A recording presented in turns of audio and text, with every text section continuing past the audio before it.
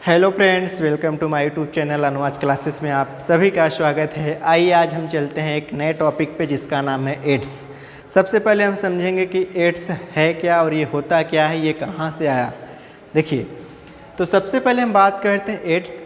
Ads का पूरा नाम होता है एक्वायर्ड इम्यूनोडिफिशियंसी सिंड्रोम। तो आइए इसके हम अध्ययन की तरफ चलते हैं। तो देखिए, एड्स का फुल फॉर्म आपका जो है एक्वायर्ड इम्यूनोडिफिशियंसी सिंड्रोम।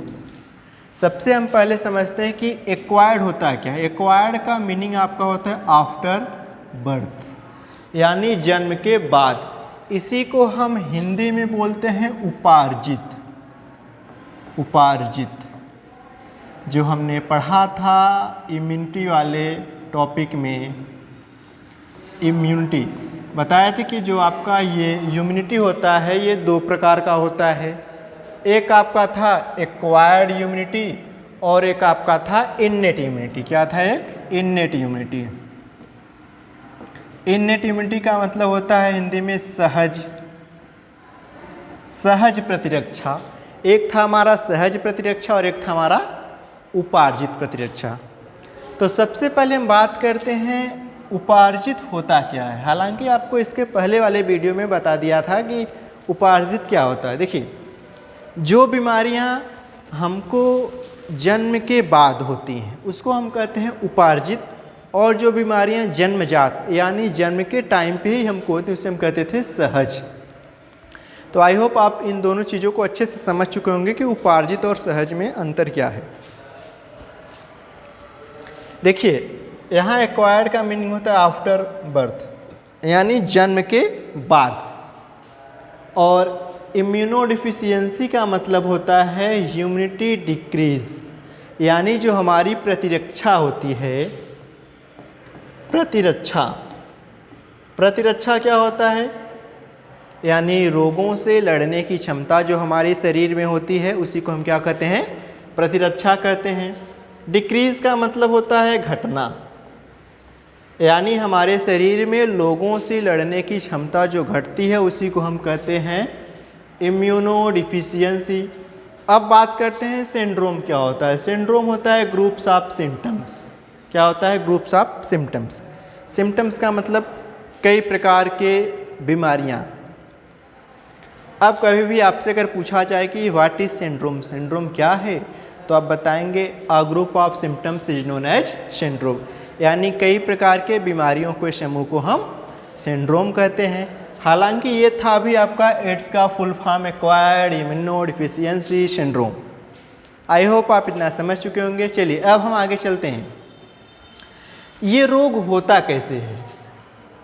जो एड्स होता है ये होता कैसे और ये आया कहाँ से? तो सबसे पहले बात करते हैं, एक वायरस है जिसका नाम है HIV। HIV वायरस ही जो है आपका HIV वायरस के कारण ही हमें होता है एड्स। तो HIV का भी फुल फॉर्म हम देख लेते हैं। HIV का मतलब होता है ह्यूमन इम्यूनिटी डिफिशियंसी वायरस, यानी ह्यूमन इम्यूनोडिफिशियंसी वायरस होगा, इम्यूनिटी नहीं रहेगा यहाँ पे। इसको सुधार लीजिए। देखिए एक मिनट, ये आपका यहाँ रहेगा इम्यूनो डिफिशियंसी वायरस, यानी जो HIV का वायरस होता है इसी के कारण हमें कौन सी बीमारी हो जाती है? एड्स। हालांकि आप सभी को पता होगा कि एड्स बीमारी के कारण किसी भी व्यक्ति की मृत्यु नहीं होती है। हालांकि एड्स के बीमारियों के कारण ये क्या करता है? ये हमारी इम्यूनिटी जो है डिक्रीज़ करता है, यानी रोगों से लड़ने की क्षमता को कम करता है। जब हमारे शरीर में रोगों से लड़ने की क्षमता कम हो जाएगी तो हमें कई प्रकार की बीमारियों का सामना करना पड़ता है। उसी प्रकार से जब हमारा पावर कम होगा रोगों से लड़ने की क्षमता, तो बाहरी बीमारियां क्या करेंगी? हमारे ऊपर अटैक करेंगी। आई होप आपको यहाँ तक समझ में आएगा। अब चलिए हम बात करते हैं इसकी थोड़ा सा हिस्ट्री, इसकी इतिहास क्या है, ये कहाँ से आया। तो देखिए, सबसे पहले यहाँ लिखा हुआ है 1960 मंकी टू ह्यूमन। कहने का मतलब है कि 1960 में सबसे पहले ये बंदर और चिंपैंजियों से आया हमारे बीच, यानी मानव के बीच। और ये कहाँ देखा गया था? ये देखा गया था आपका साउथ अफ्रीका में। जो साउथ अफ्रीका वाले लोग हुआ करते थे वो जानवरों को पकड़ते थे और उनका शिकार करते थे। तो क्या हुआ कि ये लोग जानवरों के पास गए, मान लीजिए किसी बंदर के पास गया एक व्यक्ति और उसे सोचा पकड़ के मैं अपना आज इसे शिकार बनाऊंगा। लेकिन क्या होता है कि जो मंकी होता है ये मानव के ऊपर अटैक करता है और इसके नाखून लग जाते हैं, या फिर किसी भी कारण से इनका ब्लड जो है, मंकी का ब्लड ह्यूमन के कांटेक्ट में आता है, और जैसे ही इसका ब्लड इसके कांटेक्ट में आता है और इसके अंदर कौन सी वायरस रहता है, HIV का वायरस। HIV का फुल फॉर्म होता है ह्यूमन इम्यूनो डिफिशियंसी वायरस। ये वायरस क्या करता है, ह्यूमन के अंदर आ जाता है। और ये सबसे पहले कहाँ देखा गया था, साउथ अफ्रीका में 1960 में। अब हम बात करते हैं ये क्या करता है, इम्यूनो यानी इम्यूनिटी पावर ब्रेकडाउन, यानी जो हमारा रोगों से लड़ने की क्षमता होता है इसे क्या करता है, ब्रेक डाउन करता है यानी तोड़ता है। और ये एक पॉइंट और ध्यान रखिए कि 1981 में सबसे पहले पता चला इसका कहाँ, USA में, ठीक। और फर्स्ट केस इन इंडिया 1968 इन चेन्नई, यानी तमिलनाडु या फिर चेन्नई में कह सकते हैं। इसका सबसे पहले पता 1986 में चेन्नई में, तमिलनाडु में चला था। और जो हमारा एड्स होता है यह एक प्रकार का वायरस जनित रोग है। एड्स कैसा रोग है, वायरस जनित रोग होता है। देखिए आगे अब हम चलते हैं थोड़ा सा। देखिए इतना आपको समझ में आया होगा। अब हम बात करते हैं कि लास्ट 25 ईयर, यानी कहने का मतलब पिछले 25 सालों में यह लगभग 2,50,00,000 लोगों की मृत्यु का कारण बना। जो ये HIV का वायरस है या फिर एड्स बीमारी थी, इसके वजह से लगभग 2,50,00,000 लोगों की मृत्यु हो गया। देखिए एक चीज़ और, अगला पॉइंट लिखा हुआ है यहाँ, HIV RNA से निर्मित रिट्रोवायरस की श्रेणी क्या है। देखो इसे रिट्रोवायरस क्यों कहा गया, इस चीज़ को ध्यान रखिएगा। इसे रिट्रोवायरस इसलिए कहा गया क्योंकि इसके अंदर क्या पाया गया, RNA, ठीक। चलो अब आगे हम चलते हैं। इतना आपको समझ में आया होगा, आगे चलिए देखते हैं। देखिए अब हम बात करते हैं इसका रोग जनक क्या है। तो इसका, इस बीमारी का पैथोजन या फिर रोग जनक क्या है, HIV। और आपको पता है कि HIV का फुल फॉर्म अभी आपको लिखा था, ह्यूमन इम्यूनो डिफिशियंसी सिंड्रोम, ठीक ना।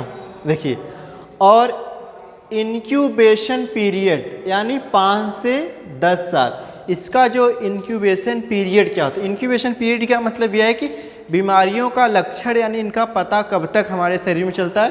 तो इस बीमारी का पता चलने में लगभग 5 से 10 साल लग जाते हैं। अब आप सोचिए अगर किसी व्यक्ति को एड्स हो गया फिर या HIV का वायरस उसके अंदर है, तो ये अगर 5 से 10 साल में पता चल रहा है तो वो पता नहीं कितनों को संक्रमित करेगा, बहुत सारे लोगों को ये संक्रमित कर देता है। इसलिए कहा जाता है कि आप किसी को, जैसे हम ब्लड जब डोनेट करते हैं तो ब्लड डोनेट के टाइम पे हमारे ब्लड को अच्छे से जांच किया जाता है, उसी के बाद हमारे ब्लड को लेके किसी दूसरे व्यक्ति में दिया जाता है। और जैसे इसका प्रभावित अंग क्या है, जैसे हमने पढ़ा था मलेरिया में उसका प्रभावित अंग क्या था। मलेरिया में आपको बताया गया था कि जो उसका प्रभावित अंग था वो क्या करता है, जो स्पोरोसाइट होता है मादा एनोफिलीज मच्छर का, जो प्लाज्मोडियम का स्पोरोजोइड फॉर्म होता है, वो सबसे पहले हमारे ब्लड में जाता है। ब्लड के बाद कहाँ जाता है, लीवर में। वो भी लीवर के किस सेल में, हिपेटोसाइट सेल में जाता है। उसी प्रकार का इसका प्रभावित अंग जो हमारा है माइक्रोफेज कोशिका और टी हेल्पर सेल होता है, इसको ध्यान में रखिएगा। और माइक्रोफेज कोशिका को ही हम कहते हैं HIV की फैक्ट्री कहते हैं। अब देखिए हम बात करते हैं ये कैसे फैलता है ये संक्रमण। देखिए सबसे पहले हम बात करते हैं आमतौर पर HIV निम्नलिखित कारणों से हो सकता है। पहला कारण यह है कि संक्रमित व्यक्ति से के अनुसंपर्क से, यानी आप सुरक्षित यौन संपर्क में नहीं है तो उसके कारण भी हो सकता है। कहने का मतलब एनसीईआरटी में एक लाइन लिखा हुआ है साफ सुथरा कि ये जो HIV का वायरस होता है हमारे शरीर में तरल पदार्थों के माध्यम से यह फैलता है। आप इस लाइन को नोट भी कर सकते हैं। देखिए आप इसको नोट कर लीजिएगा कि HIV का जो वायरस होता है, HIV का वायरस हमारे शरीर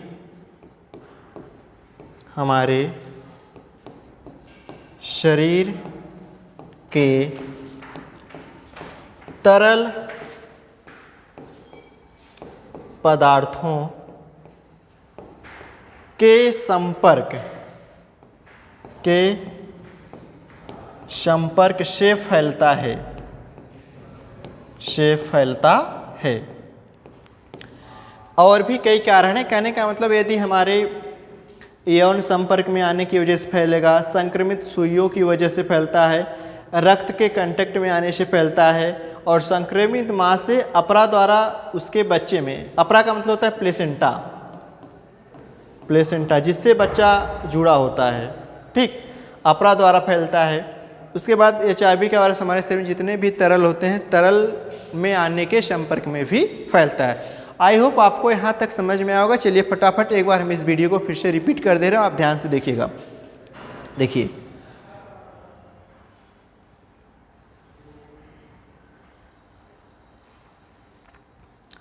देखिए सबसे पहले हम बात किए थे एड्स का फुल फॉर्म होता है acquired immunodeficiency syndrome.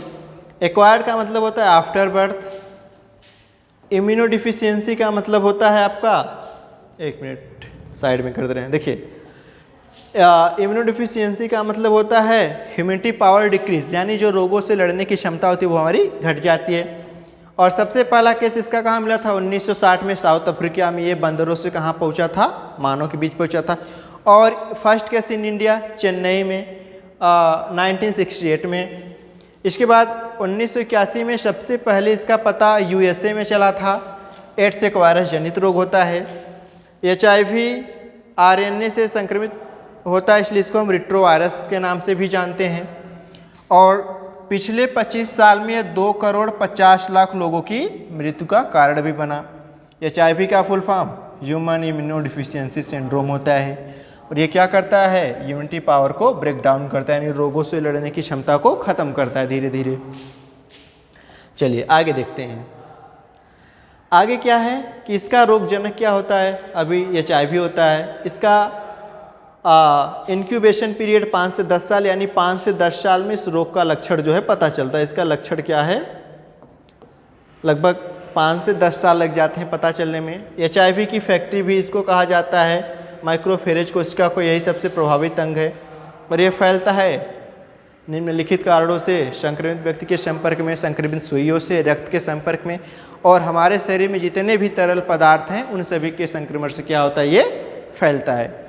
I hope आपको ये समझ में आया होगा। बाकी के लेक्चर को हम नेक्स्ट वीडियो में देखेंगे। आज के वीडियो में बस इतना ही। That's all.